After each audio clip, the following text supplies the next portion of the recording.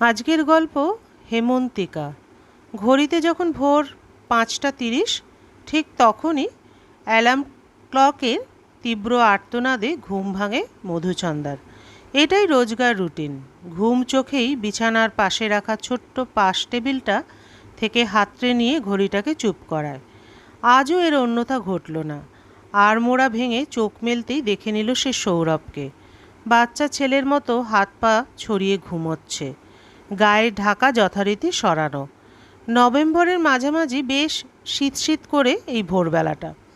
মধুচন্দ্রা সৌরভের গায়ের কম্বলটা ভালো করে টেনে দিল। উষ্ণতার আশ্রয়ে সৌরভ নিজেকে জড়িয়ে নেয়। এবার ঝটপট সকালের কাজ সারতে হবে ছন্দাকে। বাথরুম থেকে ফ্রেশ হয়ে এসে সে পাশের ঘরে উকি দেয়। তিতির ওর টেডিকে জড়িয়ে ধরে গভীর ঘুমে আচ্ছন্ন। কাছে গিয়ে মেয়ের মাথায় আলতো করে চুমু খেলো ছন্দা। ঘুমোচ্ছে মেয়েটা, ভারী মিষ্টি মেয়ে। ছন্দা রান্নাঘরে চলে আসে, নিজে চা খেলো। তারপর একে একে সবার জন্য ব্রেকফাস্ট, মেয়ের স্কুলের টিফিন, সৌরভের লাঞ্চ তৈরি করে ফেলে। এই করতেই প্রায় 6:45 বেজে যায়। রান্নাঘরের কাজ ছেড়ে তিতিরের ঘরে এলো ছন্দা। মেয়েকে আদর করে ঘুম থেকে তোলে। 5 বছরের ছোট্ট মেয়ে তিতির। কষ্ট হয় এই ঠান্ডায় জোর করে ঘুম ভাঙাতে, কিন্তু উপায় নেই। একটা দিন স্কুল বাদ পড়া মানেই অনেকটা পিছিয়ে পড়া যায়। একটু ঘ্যান ঘ্যান করলো প্রথমে মেয়েটা, তারপরে উঠে পড়ল।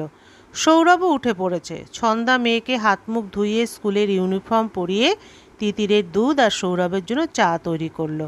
ব্রেকফাস্ট সারতে সারতে ঠিক 8:30 নাগাদ তিতিরের স্কুল ভ্যান চলে আসে।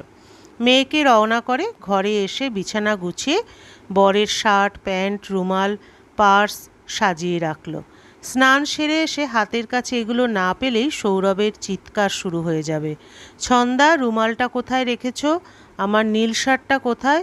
বরগুলো মনে হয় এমনই হয়, হাতের কাছে জিনিস থাকলে তারা খুঁজে পাবে না কোনো দিনও, যতক্ষণ না বউ গুছিয়ে দেবে। সৌরভ খুব ভালো ছেলে, শান্ত, ভদ্র, সভ্য, কাজ পাগল ছেলে খুব, তবে ছন্দাকে ভালোবাসে খুব। ঘড়ির কাঁটায় প্রায় 10টা। সৌরভ রওনা হলো অফিসের জন্য। যাওয়ার সময় একটা আলতো চুমু খেলো ছন্দার গালে। ভারী অসভ্য তুমি, বলেই ছন্দা সৌরভকে রওনা করে ঘরে এলো। উফ, এখন অনেকটা সময় ছন্দার শুধু নিজের। সকাল থেকে শুধু এই সময়টুকু এক যুদ্ধ চলে যেন। এখন সবার আগে ঘরগুলো একটু গুছিয়ে স্নানে যাবে ছন্দা। দুপুরে রান্নাটা সে সকালেই সেরে রাখে। স্নান সেরে এসে মৃদু শব্দে গান চালাবে সে। ওর আর একটা ভালো লাগার জিনিস হলো বই। বই পড়তে ছন্দা খুব ভালোবাসে, বিশেষ করে গল্পের বই। বই ওর অবসরের সঙ্গী। সেই ছোট্টবেলায় ওর এক জন্মদিনে বাবা সুকুমার গল্প সমগ্র দিয়ে বলেছিলেন, মামন, আজ থেকে বই তোর জীবনের সবচেয়ে বড় সঙ্গী। বইকে ভালোবাসবি, দেখবি এর মতো ভালো বন্ধু আর কেউ নেই। আর সেই তারপর থেকে চাঁদমামা, শুকতারা, আরও অনেক বই ওর সঙ্গী হয়ে ওঠে। এটা সৌরভও জানে, তাই ভালো কোনো বইয়ের সন্ধান পেলে সে বইয়ের জন্য নিয়ে আসে। ইদানিং এক উঠতি লেখকের গল্প মধুচন্দাকে খুব আকৃষ্ট করছে। সে আবার নিজের নাম প্রকাশে অনিচ্ছুক। অচিন পাখি এই নামেই সে লেখে। নামটা বেশ ভালো লেগেছিল ছন্দার প্রথম দিনেই। ফেসবুকে একটা পেজও আছে এই নামে ওই লেখকের। বেশ সুন্দর আর গুছিয়ে লেখেন ভদ্রলোক। যদিও ভদ্রলোকের ব্যক্তিগত কোনো উল্লেখ নেই ওই পেজে। ছন্দা ধীরে ধীরে অচিন পাখির ভক্ত হয়ে উঠেছে। ওনার লেখা কোনো বই প্রকাশিত হলে আগেই সৌরভকে দিয়ে সে আনিয়ে নেয়। বেশ কিছু গল্পের কালেকশন আছে এখন ছন্দার কাছে অচিন পাখির। আজ স্নান সেরে এসে গান চালিয়ে গল্পের একটা বই নিয়ে বসেছে ও। হঠাৎ কি মনে হলো, ফেসবুকটা অন করে অচিন পাখি পেজটাতে ক্লিক করলো। আরে, অচিন পাখির জন্মদিন আগামী পরশু, আর তাই এর পেজের অ্যাডমিনাররা সবাই মিলে সেই বার্থডে সেলিব্রেট করবে। ইনভিটেশন এই পেজের সব মেম্বারদের। অচিন পাখি নিজে উপস্থিত থাকবেন পরশুর অনুষ্ঠানে। না, এই সুযোগ হাতছাড়া করা যায় না। দুপুর 1:10 তিতির ফিরল স্কুল থেকে। ওকে স্নান করিয়ে খাইয়ে ঘুম পাড়ালো ছন্দা। দুপুরটা বড্ড শান্ত মনে হয় ওর। চারিদিকে কেমন একটা থমথমে নিস্তব্ধতা। তিতিরকে ঘুম পাড়াতে গিয়ে কখন যে চোখ লেগে গিয়েছিল ছন্দা নিজেও বোঝেনি। ঘুম ভাঙতেই ঘড়ির কাঁটা জানান দিল এখন সন্ধে 6টা। আর খানিক বাদেই সৌরভ চলে আসবে অফিস থেকে। মেয়ের হোম টাস্ক, সংসারের টুকিটাকি কাজ সারতে সারতে রাতের খাওয়ার সময় হয়ে গেল। ডিনার টেবিলে বসে সৌরভকে ছন্দা আগামী পরশুর অনুষ্ঠানের কথা বলল। সে যেতে চায় এটাও জানালো। সৌরভের আপত্তির কোনো কারণ নেই। ওদের বাড়ির বেশ কাছেই একটা নামী রেস্তোরাঁয় অনুষ্ঠানের আয়োজন করা হয়েছে পরশু রবিবার, তাই মেয়েকে সৌরভের কাছেই রেখে যেতে পারবে ছন্দা। মধুচন্দা আজ নিজেকে নীল রঙের পিওর সিল্ক শাড়িতে সাজিয়েছে। কপালে একটা ছোট্ট টিপ আর আলগা একটা হাত খোপায় জুঁই ফুলের মালা জড়িয়েছে। বেশ মানিয়েছে ওকে। কানের ঝুমকোগুলো আরও মোহময়ী করে তুলেছে ওকে।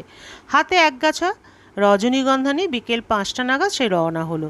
তার মনের ভেতরে আজ খুব আনন্দ হচ্ছিল। এতদিন যার লেখা পড়েছে সে আজ তাকে সামনাসামনি দেখবে। অনেক কিছু আকাশ পাতাল ভাবতে ভাবতে সে রেস্তোরাঁর সামনে পৌঁছে গেল। ভেতরে বেশ ভিড়, খুব সুন্দর করে সাজানো হয়েছে ভেতরটা। ছন্দা ধীরে ধীরে ভেতরে ঢুকলো। এক রাশ ভিড় অচিন পাখিকে ঘিরে রেখেছে। ভিড় ঠেলে সামনে যেতে একটা পরিচিত মুখ দেখে ছন্দা দারুণ এক ধাক্কা খেলো। এ কাকে দেখছে সে? অতীতের টুকরো টুকরো পুরনো ছবি তার চোখের সামনে একের পর এক ভেসে আসতে লাগে। ছন্দার মাথা ঘুরছে। তৃপ্ত তার সামনে, কিন্তু ও এখানে কেন? সব এলোমেলো হয়ে যাচ্ছে ওর। একই কলেজের স্টুডেন্ট ছিল ওরা 3জন, মানে সৌরভ, তৃপ্ত আর মধুচন্দা। সৌরভ আর ছন্দা যখন প্রেমে হাবুডুবু খাচ্ছে তখন তৃপ্ত ওদের খুব ভালো বন্ধু, অথচ সেও যে ছন্দাকে মনে মনে কবে ভালোবেসে ফেলেছে বুঝে উঠতে পারেনি। যখন বুঝতে পারলো ততক্ষণে অনেকটাই দেরি হয়ে গিয়েছে। ছন্দা সৌরভের বিয়ের 10 দিন আগে এক বিকেলে তৃপ্ত হঠাৎ ছন্দাকে ফোন করে জানায় ওর মনের কথা। হেমন্তের শিরশিরে শীতলতায় তুই যেন উষ্ণ ওমের স্পর্শ, আমার হেমন্তিকা, তুই আমার হেমন্তিকা। তৃপ্তর হঠাৎ এমন কথায় প্রথমে আহত হয় ছন্দা, পরে নিজেকে সামলে নিয়ে সব শুনে বলেছিল, এরকম পরিহাস না করলেই পারতিস। তুই তো আমাদের সবটা জানতিস, তুই না খুব ভালো বন্ধু আমাদের। বলতে বলতে নিজের অজান্তে ও ঝরঝর করে কেঁদে ফেলেছিল। আর কিছু বলতে পারেনি, ফোন রেখে দিয়েছিল। না, ওদের বিয়েতে উপস্থিত ছিল না তৃপ্ত। আজ দীর্ঘ 8 বছর পর ওরা একে অপরের মুখোমুখি।